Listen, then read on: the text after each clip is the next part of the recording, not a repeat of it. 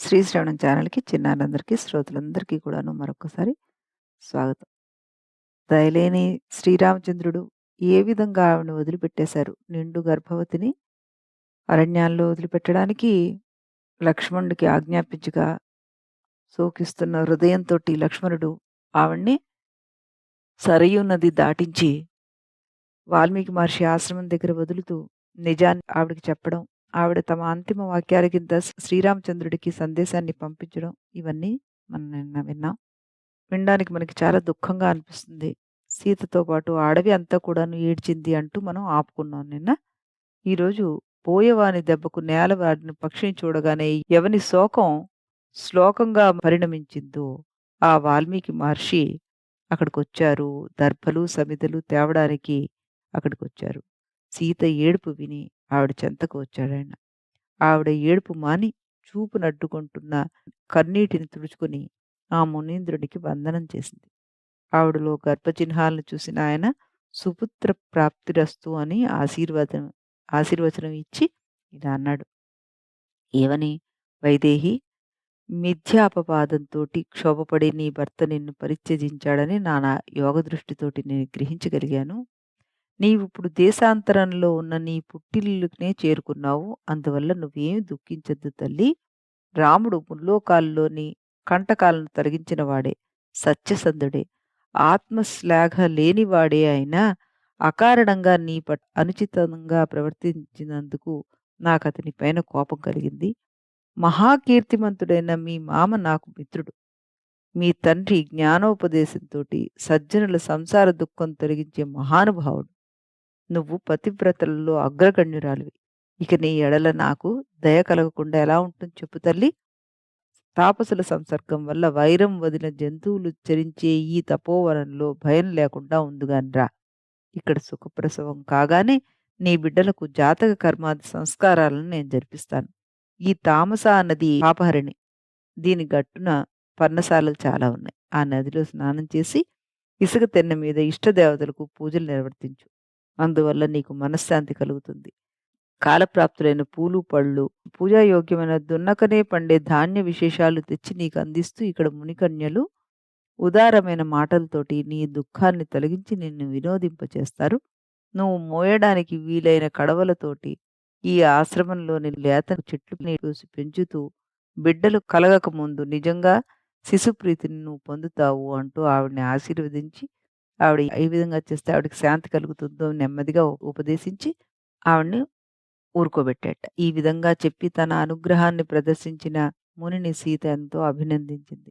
దయార్ధ హృదయుడైన ఆ మునీంద్రుడు సాయం సమయంలో వేదికల చెంత విశ్రమించిన శాంత మృగాల కల తమ ఆశ్రమానికి ఆవిడ్ని తోడుకుని వెళ్ళాడు అని కవి అక్కడ చెప్పారు. ఏ విధంగా ఆవిడ్ని తీసుకెళ్లారని.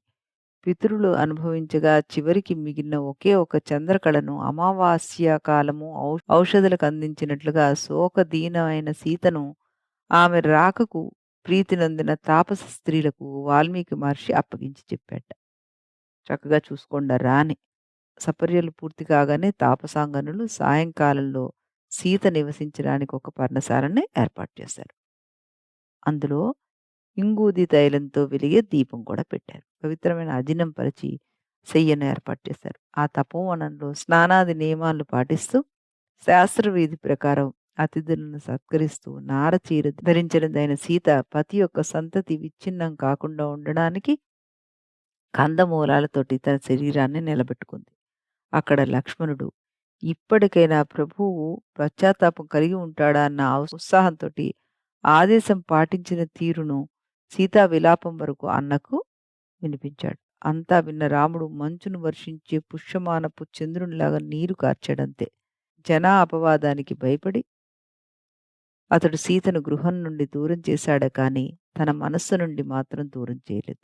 ధీమంతుడు, వర్ణాశ్రమ రక్షణలో జాగరకుడు, రజోగుణ శూన్యుడు అయిన రామచంద్రుడు తనలో తానే శోకం నిగ్రహించుకుని సోదర సాధారణ భోగ్యంగా రాజ్యాన్ని పరిపాలించాడు. లోకనిందకు భయపడి సాధ్వి అయిన ఏకైక పత్నిని త్యజించిన ఆ నరాధిపుని వక్షస్థలంలో అవధి లేని సుఖాలను అనుభవిస్తున్న రాజ్యలక్ష్మి సవితి లేని వనితలాగా భాషించింది అన్నారు కవి. సీతను వదిలి రాముడు మరొక కాంతను చేపట్టలేదు. అంతేకాదు ఆమె ప్రతిమనే పక్కన పెట్టుకుని యజ్ఞాలు చేశాడు. ఈ వృత్తాంతం మైథిలి చెవిలో పడింది. అందువల్ల ఆమె దుర్వారమైన ఆ పరిత్యాగ దుఃఖాన్ని ఎలాగో సహించగలిగింది. జానకిని పరిత్యజించిన పిమ్మట రాముడు రత్నాకర మేఖలైన ఒక వసుంధరను మాత్రమే అనుభవించాడు అంటూ ఓన్లీ భూమిని మాత్రమే ఆయన పరిపాలించాడు. మరొక పెళ్లి చేసుకోలేదు అన్నది తెలియజెప్పాడు. ఆ తర్వాత మనం లవణాసురుడనే అసురుడి సంహారం గురించి చెప్పుకుందాము. లావణుడనే రక్కసుడు యమునా తీరవాసులైన మునుల యాగక్రియలకు విఘ్నాన్ని కలిగించాడు.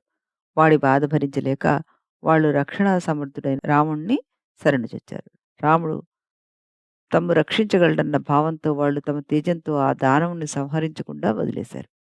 శాపమే అస్త్రంగా గల మహాత్ములు తపోవ్యయం చేసేది రక్షకులెవరూ లేనప్పుడే గదా! రాముడు లవణాసురుడిని సంహరిస్తారని మౌనులకు మాట ఇచ్చాడు. శారంగధరుని అవతారం ధర్మరక్షణ కొరకే కదా! శూలం చేత ఉన్నంత వరకు లవణుణ్ణి ఎవరూ జయించలేరు. శూలం లేనప్పుడు లవణునిపైన దాడికి వెడలాలని మునులు రాముడితోటి లవణాసురుడి సంహారోపాయం కూడాను వివరించి చెప్పారు. మునుల క్షేమం ఆపేక్షించిన రాఘవుడు శత్రుఘ్నుడిని పిలిచి అతని పేరు సార్థకం చేయడానికి అన్నట్లు లవణాసురుడిని సంహరించవలసిందిగా ఆదేశించాడు. విశేష శస్త్రం సామాన్య శస్త్రాన్ని బాధించినట్లుగా శత్రువుని హతమార్చడానికి రఘువంశస్థుల్లో ఏ ఒక్కడైనా సమర్థుడే. శత్రుఘ్నుడు అన్న ఆశీర్వాదాన్ని అందుకొని రథం అధిష్ఠించి నిర్భయంగా బయలుపైకి దూకాడు. కుసుమ వాసనలతో గుబాళించే వనస్థలాలు చూస్తూ ముందుకు సాగిపోయాడు. స్వయంగానే అధ్యయనార్థం బోధించే ఈ ధాతువు అధి అనే ఉపసర్గను అనుసరించినట్లుగా ఒంటరిగానే శత్రువులను చంపగల శత్రుఘ్నుడు రాముని ఆజ్ఞ మేరకు సేన ఊరకనే అనుసరించింది.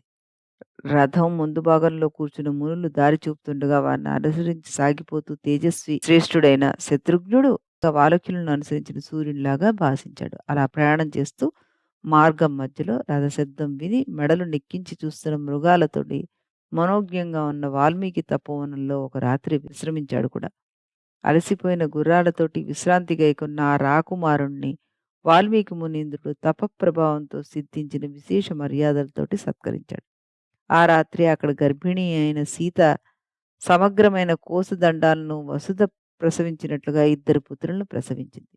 అన్నకు సంతానం కలిగినందుకు శత్రుఘ్నుడు ఎంతో సంతోషించాడు. తెల్లవారుగానే రథం సన్నద్ధి చేసుకుని మునికి నమస్కరించి ఆయన వద్ద సెలవు గైకొని ప్రయాణం సాగించాడు. అలా ప్రయాణించిన శత్రుఘ్నుడు మధుపగ్నమనే లవణాసురుని పట్టణానికి చేరుకున్నాడు. ఆ సమయానికి కుంభీనసి కొడుకైన లవణుడు కాననం నుండి కప్పం తెచ్చాడా అన్నట్లు జంతురాశిని తీసుకుని తిరిగి తన నగరానికి వచ్చాడు. వాడు ధూమ్రవర్ణం కలిగి ఉన్నాడు. వాడి శరీరం నుండి వాసన గంధం వెళ్ళబడుతోంది. వాడు అగ్నిజ్వాలల్లాగా ఎర్రనైన వెంట్రుకలతోటి మాంస భోజనాల పరివారంతో కూడిన చితాగ్నిలాగా భీకరంగా ఉన్నాడు. లక్ష్మణానుజుడు శూలం చేతలేని సమయంలో ఆ లవణాసురుణ్ణి నిరోధించాడు. అవకాశం చూసి దెబ్బ కొట్టే వారిని విజయం వరిస్తుంది కదా! నా పొట్టకు నేడు చాలినంత తిండి లేదని గమనించి భయపడి కాబోలు భాగ్యవశాత్తు బ్రహ్మ నిన్ను నా వద్దకు పంపాడని బెదిరిస్తూ శత్రుఘ్నుడిని చంపదలిచిన ఆ రాక్షసుడు ఎత్తైన చెట్టును తుంగపోచను పెకిలించినట్లుగా పెకిలించి అతనిపైన విసిరాడు. ఆ చెట్టు సుమిత్రాపుత్రుని వాడి ములుకులకు మధ్యలోనే ముక్కలు ముక్కలైపోయింది.